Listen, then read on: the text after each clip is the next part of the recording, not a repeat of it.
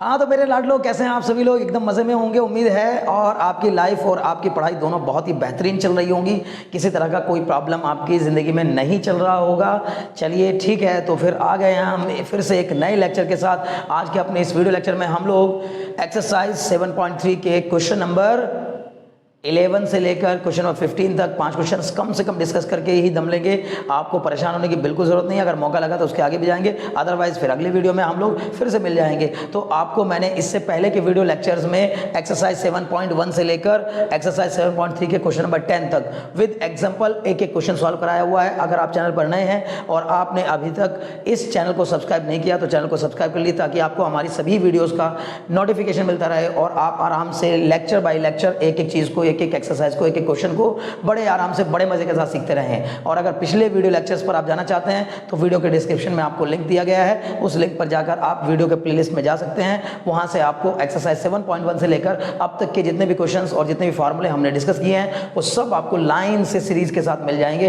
बेफिक्र होकर के आप उनको देखिए और एंजॉय करिए। चलिए आज के इस लेक्चर को हम एंजॉय करते हैं। आप भी मजे लीजिए, मैं भी मजे लूंगा, ठीक है ना।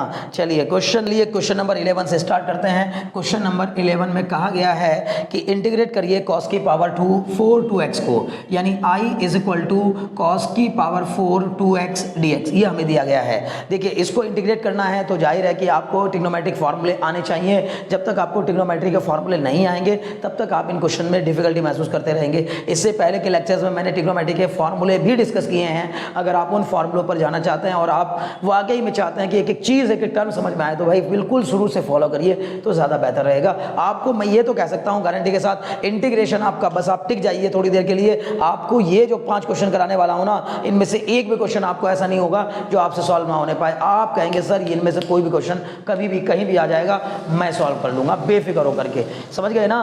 तो बस आइए देखिए क्या करना है। सबसे पहली बात, ये जो cos की पावर 4 2x दिया गया है ना, इसका इंटीग्रेशन बच्चे डायरेक्ट नहीं होता। क्यों? क्योंकि यहां पर चेन रूल अप्लाई नहीं होता। तो फिर इसके लिए क्या करना होगा सर? तो इसको पहले हमें दूसरी फॉर्म में बदलना पड़ेगा। और कैसे बदलेंगे? देखिए सर, हम इसको लिख देंगे cos स्क्वायर 2x का होल स्क्वायर dx। बोले इतने में कोई समस्या तो नहीं है। जो cos की पावर 4 थी मैंने उसको क्या कर दिया, cos स्क्वायर का होल स्क्वायर करके लिख दिया। बोलो बात समझ में आ रही है? बिल्कुल आ रही है सर। तो फिर ये जो मेरा 1 cos स्क्वायर 2x है ना, इसको मैं थोड़ा सा बदल के लिखूंगा। और उसको कैसे लिखूंगा मैं आपको ये भी बता देता हूँ। cos 2x का फॉर्मूला होता है बच्चे 2 cos स्क्वायर x माइनस 1। इस 1 को जब मैं इधर ले आऊंगा तो ये बन जाएगा 1 plus cos 2x upon 2 is equal to cos square x। मतलब मैं इस cos स्क्वायर x की जगह पर cos स्क्वायर, अगर मैं इसको x मान लूं पूरे को x, तो cos स्क्वायर x की जगह पर मैं लिख सकता हूं 1 प्लस cos 2x अपॉन 2। उम्मीद है बात समझ में आ रही होगी। तो इसका मतलब अब मैं यहां इसको बदलकर ऐसे लिखूंगा। देखिए 1 plus cos 2 times of angle x का मतलब ये मैंने पूरे को x माना है तो मेरा पूरा x यहां पर आ जाएगा cos 2 times of 2x upon 2 dx। लेकिन अब एक समस्या और बनेगी, क्योंकि इसका क्या है, आप देखिए ऊपर क्या किया गया, इसका स्क्वायर कहा गया, ये वाला स्क्वायर, इसको भूलिएगा मत, क्योंकि मैंने अभी सिर्फ इस cos स्क्वायर 2x की जगह पे लिखा है 1 plus cos 2 times of 2x upon 2, उस पूरे का स्क्वायर। अब देखिए क्या हो जाएगा, ये कुछ ऐसा बन जाएगा 1 प्लस cos 2 नहीं 2 टू द 4, तो ये बन जाएगा 1 प्लस cos 4x का होल स्क्वायर। क्लियर है इतनी बात ना। अपॉन में कितना आ जाएगा, ये आ जाएगा 4। ठीक है ना, बात समझ में आ रही है? बहुत बढ़िया। चलिए अगर आ रही है तो फिर आगे बढ़ते हैं। आगे बढ़ने पर आप पाएंगे कि ये क्वेश्चन कुछ ऐसा दिखाई देगा आपको। i इक्वल टू 1/4 ये बाहर निकाल लेते हैं और क्या करेंगे, देखिए 1/4 को हमने बाहर कर लिया। अब ये बचेगा 1 प्लस cos 4x का होल स्क्वायर, तो इसको लिखूंगा 1 plus cos square 4x plus 2 cos 4x upon में कितना आ जाएगा, ये आ जाएगा अपॉन में 4, सॉरी 4 कुछ नहीं, ये बाहर चला गया, ये वाला 4 तो बाहर चला गया। तो फिर अब क्या करना है, अब देखिए इसको कैसे करेंगे। i इक्वल टू 1/4 को बाहर रखेंगे।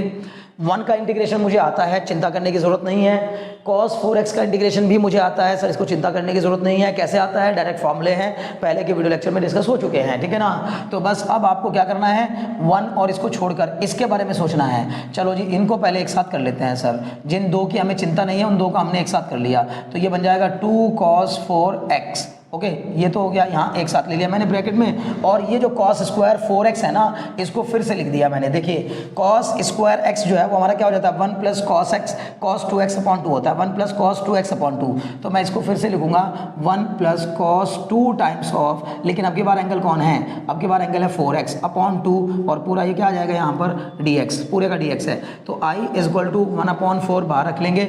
अगर चाहो तो आप ये भी कर सकते हो कि डायरेक्टली इसको तो इंटीग्रेट कर ही दो, तो ये क्या बन जाएगा 1 का हो जाएगा x, और 2 cos 4x का हो जाएगा 2 cos 4x का होता है बच्चे sin 4x अपॉन 4, तो ये हो जाएगा sin 4x अपॉन 4। और फिर ये जो है ना आपका ये 1/2 इसको आप बाहर रख लेंगे, इस वाले 1/2 को भी यहाँ बाहर रख लेंगे। इस 1 का हो जाएगा आपका क्या 1 का हो जाएगा x, और ये जो cos 8x है ना, इस cos 8x का हो जाएगा sin 8x अपॉन 8, और पूरे के प्लस में क्या आ जाएगा c आ जाएगा। बोलो कोई डाउट हो तो? समझ में आ रहा है बात ना? क्या क्या किया मैंने इस cos स्क्वायर 4x को यहाँ पर लिखा है 1 प्लस cos 2 टाइम्स ऑफ, ये पूरा मेरा x है ना, तो cos 2 times of x upon 2 यानी 1 प्लस cos 2x अपॉन 2। तो सीधे सीधे इसको सिंप्लीफाई करने के लिए मैंने 1/2 को बाहर कर दिया, और ये जो यहाँ पर 1 बचा, मतलब ये जो 1/2 वाला 1/2 है ना उसको बाहर रखा है। ये जो 1 बचा, इस 1 का आ गया x, cos 8x का आ गया sin 8x upon 8, 2 cos 4x का आ गया 2 sin 4x अपॉन 4 और x। बस अब इसको थोड़ा सिंप्लीफाई करके लिख दो, i इक्वल टू 1/4 बाहर रखो। अब ये x प्लस x/2, देखिए ये x और ये x/2 मिलकर हो जाएंगे 3x/2, और ये देखिए ये आ जाएगा आपका क्या 2/4 को कटा के अगर मैं चाहूँ तो लिख सकता हूँ 1/2 sin 4x, और ये 1/2 और ये 2 मल्टीप्लाई होकर के क्या हो जाएगा 1/16, और ये कितना आ जाएगा आपका sin 8x प्लस c। अब इसको मैं क्या करूँगा, इसको मैं लिखूंगा 1/4। अगर आप चाहें तो इस 1/4 का अंदर मल्टीप्लाई करा सकते हैं, ये कुछ ऐसा आंसर आपको दिखाई देगा 3x/8 प्लस ये आ जाएगा आपका कितना sin 4x अपॉन 8, और ये आ जाएगा आपका कितना sin 8x अपॉन 64। तो मुझे उम्मीद है बात समझ में आ रही होगी, ठीक है ना। 8 2 16, 16 4 64। बोलो क्लियर हो रहा है कि नहीं इतनी बात? ओके, तो बस प्लस में क्या कर देना है सी कर देना है, यही आपका दौड़ते हुए आंसर आ गया। बोलो यहाँ तक कोई समस्या किसी भी प्रकार की नहीं ना? मजा किया ना? आराम से समझ में आ रहा है ना? ओके चलिए तो फिर आगे बढ़िए, ठीक है। तो क्वेश्चन नंबर 12 की तरफ चलते हैं। क्वेश्चन नंबर 12 में क्या कहा गया है, अगर आप इनको देखना चाहते हैं, क्वेश्चन को नोट डाउन करना चाहते हैं, तो आराम से वीडियो को पॉज करिए और उसको सॉल्यूशन को नोट डाउन कर लीजिए अपनी कॉपी में, और पेन कॉपी लेके बैठा करिए बच्चे। मैथ्स पढ़ने के लिए ना बिना पेन कॉपी का काम नहीं चलता, समझ रहे ना आप? तो कॉपी और पेन का होना बहुत ज़रूरी है। चलिए क्वेश्चन नंबर 12 की ओर चलते हैं, ठीक है ना। क्वेश्चन नंबर 12 कह रहा है i इज इक्वल टू क्या लाना है sir, i is equal to integrate में दिया गया है sine square x upon 1 plus cos x, sine square x upon में 1 प्लस कॉस एक्स। ऐसे क्वेश्चन तो सर हम ऐसे ही चुटकियों में उड़ा दिया करते हैं, ऐसे उड़ जाते हैं। क्यों? क्योंकि जब फॉर्मूले याद होते हैं ना तो क्वेश्चन चुटकियों में ऐसे इधर से उधर से बड़े आराम से जाने लगते हैं, ठीक है। तो बताइए फिर क्या करेंगे? चलिए ज़्यादा चिंता करने की जरूरत नहीं है, बड़े आराम से हो जाएगा।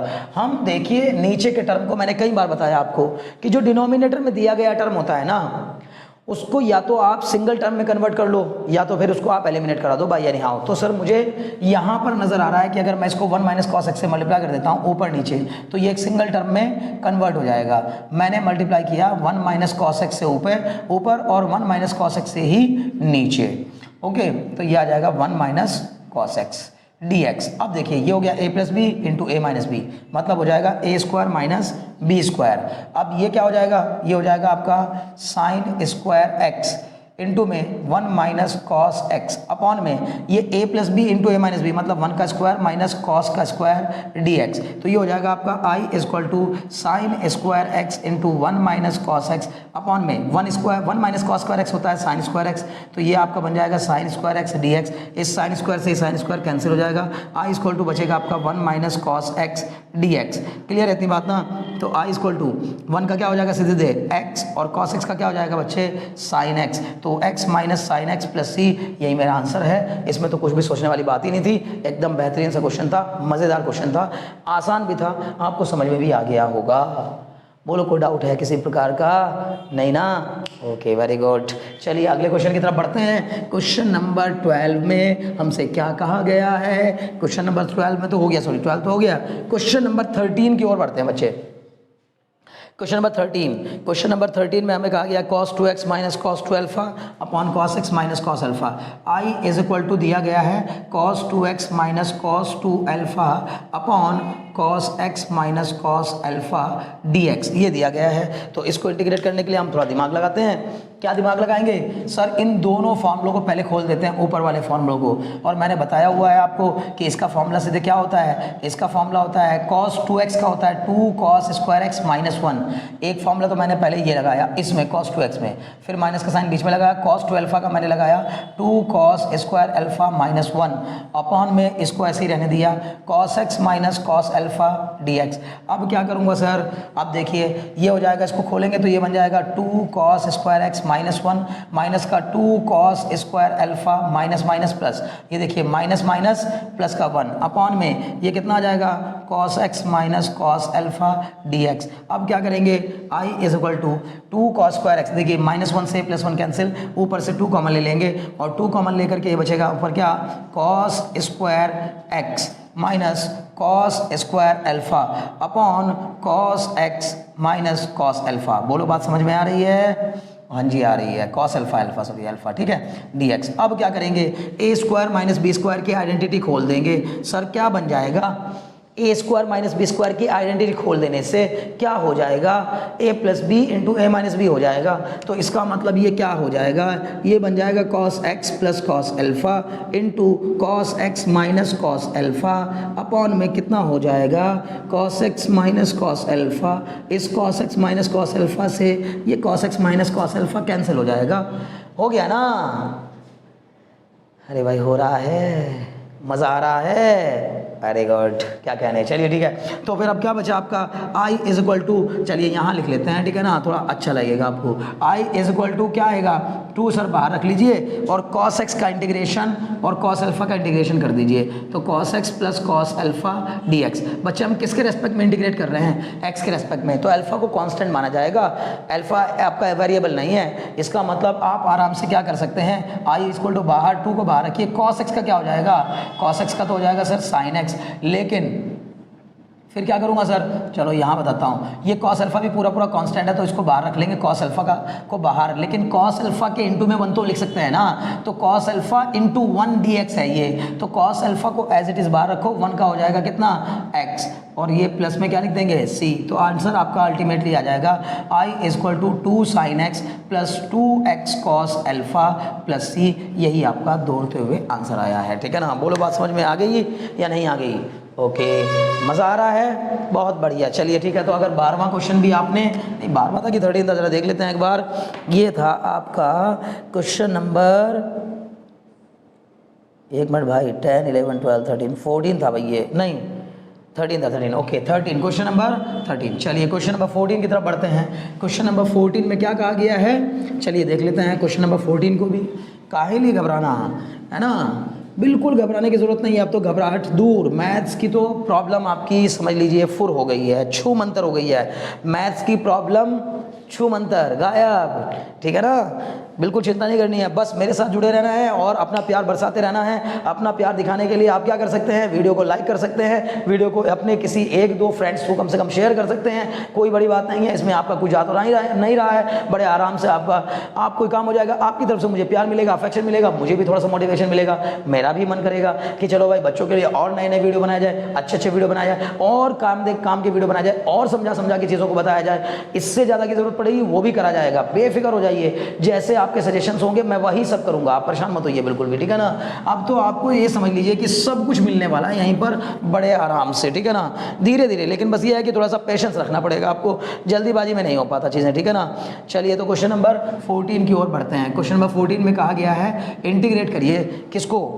cos x minus sine x upon, ये आ गया आपका cos x minus sine x upon 1 minus नहीं 1 प्लस साइन 2x दिया गया है, 1 प्लस साइन 2x को। ओके अब देखो ये जो 1 प्लस साइन 2x दिया ना, थोड़ा सा इसको सोच लो एक बार कि इसमें हमें क्या करना है, ठीक है। जब हम इसमें थोड़ा सा दिमाग लगा लेंगे ना तो आराम से क्वेश्चन सॉल्व हो जाएगा। क्या करना होगा बोलो? अच्छा देखें आपके दिमाग में कितना आ रहा है भाई। क्वेश्चन करते समय ना पहले आप भी सोचा करो, जल्दीबाजी कुछ नहीं है। ये ना करो कि भाई आप बस खाली सॉल्यूशन देखना है दाएं दाएं दाएं दाएं, ये कुछ होना नहीं है बच्चे से। अगर आप जरा सा भी समझदार स्टूडेंट है ना तो आपको ये बात पता होनी चाहिए कि क्या आपको फायदा पहुंचा रहा है, क्या आपको नुकसान पहुंचा रहा है। जब तक आप इस चीज़ को नहीं समझेंगे तो बस चलते रहेंगे, लाइफ तो चलती रहेगी, आपको पता ही नहीं चलेगा। पता लगा पूरा टाइम बीत गया, आपको आइडिया ही नहीं हुआ कि आपने फ़ायदा उठाया नुकसान किया, ठीक है ना। तो सर पहले आप जल्दी से फ़ायदा और नुकसान भी समझना सीखिए। सबसे पहली बात यहाँ देखिएगा ध्यान से, cos x minus sine x है और नीचे 1 प्लस साइन 2x है। मेरे दिमाग ने काम किया कि अगर सपोज करो मैं इस 1 को तोड़ करके cos square x plus sign square x लिख दूँ तो नीचे एक आइडेंटिटी बन जाएगी। देखिएगा कैसे, ये बनेगा cos x minus sine x. इस 1 को मैंने लिख दिया cos square x plus sign square x और इस साइन 2x को मैंने लिख दिया। बताओ cos square x plus sign square x तो 1 होता है ना? हाँ जी होता है। तो साइन 2x का क्या होगा? साइन 2x का फॉर्मूला होता है 2 sine x into cos x dx। मुझे उम्मीद है बात समझ में आ रही होगी। I इक्वल टू, अब बताओ ये बन जाएगा आपका क्या? cos x minus sine x upon में ये देखिए a square plus b square plus 2ab, मतलब ये बन जाएगा आपका cos x plus sine x का होल स्क्वायर dx। बोलो बात समझ में आ रही है कि नहीं आ रही है? बिल्कुल आ रही है सर जी। अब क्या करेंगे? अब क्या करेंगे सर? ऊपर तो माइनस है नीचे प्लस है। अगर मान लीजिए ऊपर प्लस भी होता तो भी ये पावर कट जाती है, लेकिन फ़ायदा तब भी कुछ ना होता क्योंकि डिनोमिनेटर में चीज़ें रह जाती हैं। ऊपर का टर्म कटे तो मज़ा आता है ना, नीचे का टर्म कटे तो सॉरी मज़ा आता है ऊपर से नीचे। क्लियर है ना? यानी अगर नीचे से डिनोमिनेटर गायब हो जाता तो मज़ा आता ना, लेकिन गायब नहीं हो पा रहा है तो फिर कुछ और दिमाग लगाएंगे। देखिए आप देख करके बड़े ध्यान से देखिए, पार की नज़रों से अपनी वो परख करने वाली नज़रें यहाँ पर गड़ा दीजिए, ठीक है ना। अपने इस जगह पर फोकस करिए पूरा ध्यान से और देखिए कि सर वाह गजब गजब, cos x का डिफरेंशिएशन होता है सर माइनस साइन एक्स और साइन x का डिफरेंशिएशन होता है सर प्लस cos x। तो भाई मैं सर नीचे वाले को क्या मान लूँगा? t मान लूँगा। तो cos x plus sine x equal to t हो जाएगा। मैंने इसको t माना तो बताइए cos x का डिफरेंशिएशन माइनस साइन एक्स, जिसको t मानते हैं इंटीग्रेशन बाय सब्स्टिट्यूशन में क्या करते हैं? जिसको t मानते हैं उसका डिफरेंशिएशन करते हैं और फिर उसका डिफरेंशिएशन करके जो dx वाला टर्म होता है उसको dt में कन्वर्ट कर देते हैं और जो x वाले टर्म्स होते हैं उनको t में कन्वर्ट कर देते हैं। मतलब पूरा वेरिएबल भी चेंज, पूरा इंटीग्रेटिंग फैक्टर भी चेंज। तो इसका मतलब है इंटीग्रल कोएफिशिएंट भी चेंज हो जाता है, ठीक है ना। तो cos x का हो जाएगा माइनस साइन एक्स का हो जाएगा plus cos x is equal to dt by dx differentiate करने पर। तो ये आ जाएगा, अगर मैं चाहूँ तो इसको ऐसे भी लिख सकता हूँ cos x minus sine x और ये वाला dx ऊपर जाकर के हो जाएगा dx is equal to dt। तो जरा देखिए cos x minus sine x और dx ये पूरा मिलकर तो क्या बन गया? dt बन गया आपका, और जो नीचे वाला टर्म है वो क्या बन गया? t बन गया। तो क्वेश्चन आपका कुछ ऐसा हो गया 1/t स्क्वायर, मैंने इसको t माना है ना तो t का स्क्वायर हो जाएगा ना, तो 1/t स्क्वायर और ये पूरा ऊपर वाला टर्म क्या हो जाएगा? dt। अब मैं इसको ऊपर कर दे रहा हूँ यहाँ पर देखिए, तो मैं इसको लिखूंगा i इज इक्वल टू ये जो मेरा 1/t स्क्वायर है ना, मैं इसको ऊपर ले जा करके कुछ ऐसा लिखूंगा i is equal to T की पावर माइनस 2 dt ऐसे लिख लूँगा। देखो ठीक है ना, t की पावर 2 को ऊपर ले जाके t की पावर माइनस 2 dt लिख लूँगा। ये हो जाएगा t की power minus 2 plus 1 upon minus 2 plus 1 plus c हो जाएगा, यानी हो जाएगा t की power minus 1 upon minus 1 plus c। इसको मैं कह सकता हूँ माइनस, ये माइनस मैंने बाहर ले लिया और t की पावर माइनस 1 के कारण उसको नीचे ले गया, तो ये बन जाएगा माइनस का 1/t प्लस c। अब देखो मैं एक एक स्टेप कर रहा हूँ, कोई स्टेप नहीं छोड़ रहा ताकि आपको कोई समस्या किसी भी तरह की आने ना पाए। t की जगह पर वही रख देंगे जिसको हमने t माना था, तो हमने माना था sin x plus cos x को t, तो ये आ जाएगा माइनस का 1/sin x plus cos x plus c। चाहे आप sin x plus cos x लिखो, चाहे cos x plus sin x लिखो, बात एक ही होती है, तो इसलिए चिंता करने की बिल्कुल भी ज़रूरत है ही नहीं। तो चलिए क्वेश्चन नंबर 14 भी बड़े मज़े में हो गया, एकदम आसान वे में हो गया, इजीली समझ में आ रहा होगा। आप तो क्वेश्चनों को आप दाएं दाएं उड़ा रहे होंगे ना, और इन्हीं क्वेश्चंस को, इन्हीं लेक्चर्स को एक बार देखने के बाद आप क्या करिएगा, लेक्चर को बंद किया, बुक उठाई, क्वेश्चन नंबर 1 से लेकर लाइन से करना शुरू कर देंगे। फिर से अगर कोई क्वेश्चन फंसता है फिर से लेक्चर पे जाएंगे और उसका सॉल्यूशन फिर से देखेंगे, आराम से एक एक चीज़ समझ में आ जाएगी। मल्टीपल रिवीजन करेंगे सर, एक भी रिवीजन नहीं छोड़ेंगे सर। कम से कम 10, कम से कम पेपर में जाने से पहले कम से कम 5 रिवीजन तो होने ही चाहिए। पूरे सिलेबस के 5 रिवीजन हो जाने चाहिए। 100 में 100 मार्क्स की गारंटी मैं ले सकता हूँ अगर आपने 5 रिवीजन कंप्लीट कर लिए। एनसीईआरटी का एक एक क्वेश्चन, एक एक एग्जाम्पल, एक भी नहीं छोड़ना है, ना एग्जाम्पल छोड़ना है ना क्वेश्चन छोड़ना है सर। जो भी आ जाएगा ना उसको तो खा जाऊँगा मैं पेपर में आते ही, जैसे ही पेपर में देखूंगा ऐसे निकल जाऊँगा, उठाऊंगा, खत्म कर दूंगा सर, गदर मचा दूंगा पेपर में। समझ में आ रही है बात ना? बस यही करना है, ठीक है। चलो जी क्वेश्चन नंबर 14 को छोड़ो, अब क्वेश्चन नंबर 15 की तरफ बढ़ो, ठीक है। क्वेश्चन नंबर 15 में क्या कहा गया है? क्वेश्चन नंबर 15 में कहा जा रहा है कि इंटीग्रेट करिए tan cube x sec 2x को, है ना। तो ये देखिए क्वेश्चन नंबर 15 कुछ ऐसा है, I is equal to tan cube 2x into में ये दिया गया है यहाँ पर sec 2x dx। अब देखिए यहाँ पर मैं क्या करूँगा, ठीक है, घबराने की बिल्कुल ज़रूरत नहीं है, बहुत ध्यान से देखना है। मैं इस tan 2x को तोड़ लूँगा दो हिस्सों में, ठीक है ना सर। कैसे तोड़ लूँगा, इसको मैं लिख लूँगा tan square 2x into tan 2x into sec 2x dx। दिख गया, देखिए क्या किया मैंने, इस tan की पावर जो 3 थी ना उसको tan की पावर 2 इंटू tan की पावर 1 में तोड़ दिया, और ऐसे तोड़ने पर मुझे कुछ फ़ायदा मिल रहा है। आप बोलेंगे सर ये क्यों आ गया, ये कहाँ से आ गया, आपके दिमाग में कैसा आया? भाई फॉर्मूले एक बार रिवाइज कर लो और शुरू से लेक्चर्स को देख लो, मैं गारंटी दे सकता हूँ आप मुझसे पहले बोलेंगे कि सर tan क्यूब x को tan क्यूब 2x को तोड़ लीजिए सर। किस में तोड़ लीजिए, tan square 2x into tan 2x में तोड़ लीजिए। बड़े आराम से आप बताएंगे, आप कहेंगे सर आप ये काम तो मुझसे ही पूछ के कर सकते थे। बिल्कुल कर सकता था भाई, आप अगर जब पढ़ने लगेंगे तो आप भी बताने लगेंगे। इस tan स्क्वायर 2x को लिखकर मैं क्या लिख सकता हूँ बताइए, इसको मैं लिख सकता हूँ sir sec square 2x minus 1। अब ये सर फिर से आपने क्या कर दिया, अरे भाई खेल हो रहा है, क्या खेल हो रहा है? ट्रिग्नोमेट्री के फॉर्मूले याद होने चाहिए। कौन सी क्लास के सर? 10th के भी याद होने चाहिए, 11th के भी याद होने चाहिए। जितना आपने 10th में पढ़ा ट्रिग्नोमेट्री को, जितना आपने 11th में पढ़ा, पूरा तैयार होना चाहिए, तब तो मज़ा आएगा, तभी तो मेंस निकलेगा, तभी तो बोर्ड में 100 मार्क्स आएंगे। और क्या तरीका है भाई, और कोई रास्ता नहीं है।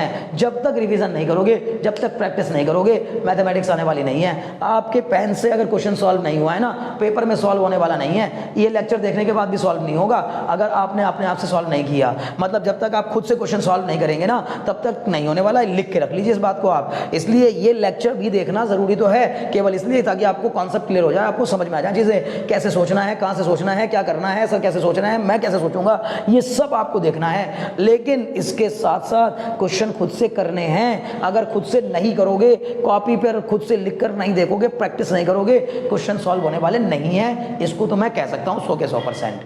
कोई अगर आपको ये कह रहा हो ना कि बस 1 घंटे 2 घंटे 3 घंटे का मेरा वीडियो लेक्चर देख लीजिए और आप जाकर के बम फोड़ देंगे क्लास में, ठीक है ना, आप जाकर के ना एग्जाम में बिल्कुल बेहतरीन तरीके से क्वेश्चंस को उड़ा देंगे, एकदम बिल्कुल खलास कर देंगे क्वेश्चंस, ये सब बातें बिल्कुल बेकार हैं, मिथ हैं, ढोंग है, कुछ भी नहीं है ऐसा। जब तक आप खुद से नहीं करेंगे तब तक क्वेश्चन सॉल्व नहीं होंगे। मैं कर रहा हूँ तो मेरी प्रैक्टिस हो रही है, मैं कर रहा हूँ तो मुझे फॉर्मूले याद हो रहे हैं, आप करेंगे तो आपको फॉर्मूले याद होंगे। सीधा सा फंडा है भाई, ठीक है ना। तो इसलिए क्वेश्चन समझकर साथ साथ उनको खुद से सॉल्व भी करने की कोशिश करिए। तो tan स्क्वायर को मैंने लिख दिया sec स्क्वायर 2x माइनस 1। कैसे लिख दिया, क्योंकि फॉर्मूला होता है 1 प्लस tan स्क्वायर x बराबर sec स्क्वायर x।